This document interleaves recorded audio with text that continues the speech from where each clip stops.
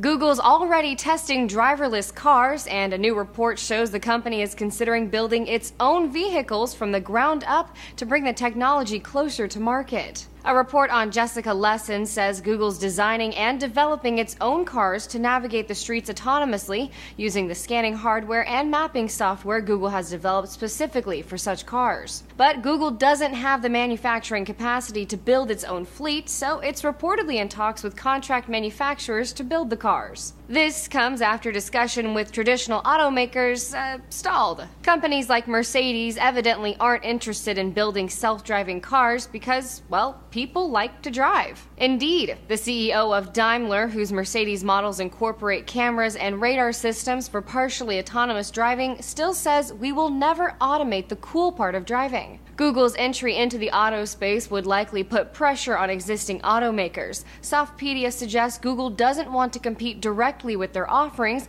but to get them to help autonomous driving along in the market. Google's innovating faster in this specific space than existing car companies. Left to their own devices, car makers won't put out a model that's even vaguely resembling the capabilities of Google's cars for another decade, and you won't see a self-driving car on the road for 2 or 3 decades. Getting a self-driving car is just one piece of the puzzle, though. Google will still have to find people who want to sit in a car and not drive it. Engadget explains Google might get these autonomous cars into the public eye by starting a robo-taxi service, which is exactly how it sounds. A self-driving car would come and pick you up and drop you off at your destination. It's not as flashy as owning your own Google car, but 9to5 Google points out it's much more affordable. Insiders say the prototypes driving themselves around now cost about $150,000 apiece. And there's at least one more hurdle Google will have to keep in mind: regulation. The company is required by law to keep someone in the driver's seat of its autonomous cars, and that's not likely to change immediately.